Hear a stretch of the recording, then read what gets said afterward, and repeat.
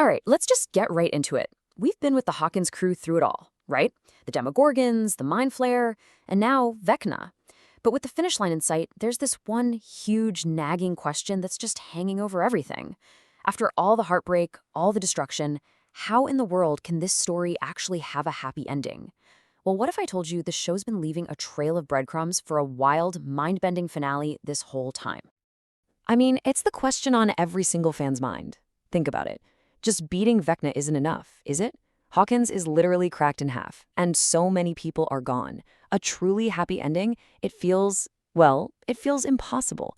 Unless the answer isn't about winning the war. It's about making sure the war never even happened. And that, my friends, is where this whole theory really takes off. So, our first clue, we're talking about cracks in space-time. And this breadcrumb, it comes from a face we haven't seen in a little while, our favorite science teacher, the one and only Mr. Clark. And we all know the rule in Stranger Things, right? When Mr. Clark starts a science lesson, you lean in and you listen very, very carefully. So yeah, he just kind of pops up again, giving this lecture all about wormholes. And get this, he doesn't just talk about them as a way to zip across space. No, he specifically, explicitly mentions they could be a way to travel through time. Come on, you know that's not just a throwaway line. That's the writers planting a huge seed. But hey, a line of dialogue is one thing.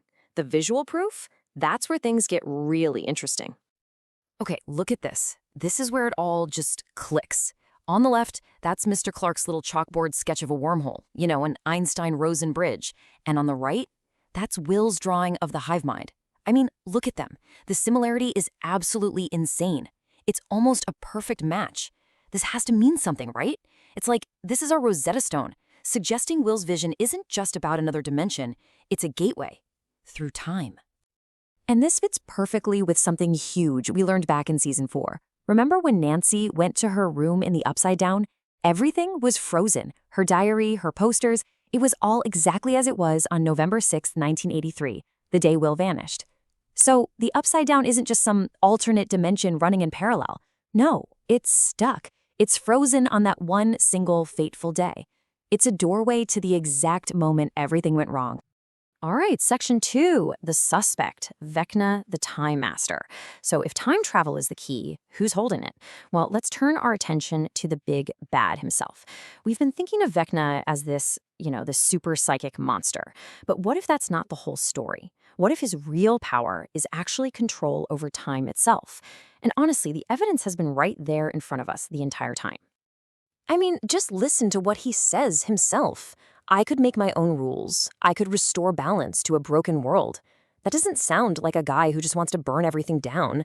That sounds like someone who wants to hit the reset button to rewrite reality and reshape history exactly how he wants it to be. And the clues, they're everywhere. Think about it. He shows Nancy a vision of the future. His calling card is a giant, creepy grandfather clock. We even see him as a kid in a flashback, literally turning the hands of a clock backwards with his mind. And he doesn't just see memories, he walks through them like they're actual places. It's pretty clear that for Vecna, time isn't just a straight line. It's his playground. All right, still not convinced? Okay, well, you know how much the Duffer Brothers absolutely love their 80s references. Well, they hid maybe the biggest clue of all right in plain sight. Take a look at what little Holly Wheeler is reading all season long. Yep, A Wrinkle in Time. I promise you that is not just a random prop. So let's talk about the plot of that book for a second. Step 1, a group of heroes travel through space and time. Step 2, they go up against this evil, all-consuming hive mind entity. And step 3, the big one, how do they win? They win by going back to the exact moment the whole adventure began, setting everything right. Now, for a show that wears its inspirations on its sleeve like Stranger Things does, that sounds less like a hint and more like a full-on roadmap to the finale. Okay, section 3, the plan. The only way to win. So we've got the clues, we've got Vecna's motive, we even have the literary blueprint. But the big question is, how? How could our heroes possibly pull this off? How do they turn Vecna's own power against him? The answer, of course, has to be the one person with a direct connection to the source of it all, Will Byers. Now, this is super important. The show's creators have actually confirmed how Will's powers work. He's not like Eleven. He can't create things himself. What he can do is tap into the hive mind. He's a channel. He can basically puppeteer Vecna's own abilities. So let's connect the dots. If Vecna can control time and Will can hijack Vecna's powers, then Will could be the one to control time. This isn't some brand new power out of nowhere. This is the culmination of his entire journey. So just picture it, the big finale. Will finally understands his purpose. He reaches out, channels Vecna, and opens a gate. Not to the Upside Down, but to the past. And then, what do? What's the one moment they choose to change? Do they go all the way back to the lab in 79 and stop 11 from freeing Henry Creel? Do they jump to 83 and prevent her from opening the first gate? Or is it simpler? Do they just save one little boy on his bike on his way home from D&D? This brings us to the final part, the payoff, resetting the timeline. And this is where the theory goes from just a cool idea to something really powerful. Because resetting the timeline, it's not just a clever trick to end the story. It's the only way to give these characters the ending they truly deserve. It's the only way to really win. You know the show loves referencing the movie War Games, right? From 1983? Well, the most famous line from that movie says everything. With some games, the only way to win is not to play. After 5 seasons of constant fighting and loss, the only real victory is making sure the game never started in the first place. Think about it. A reset wouldn't erase who these characters have become, but it would erase all the trauma they've had to endure. Just think of what a reset would mean. It would mean justice for Barb. Finally. She never even stood a chance. It would mean a second chance for someone like Billy. A really complex, tragic guy who died a hero, sure, but who lived such a tormented life.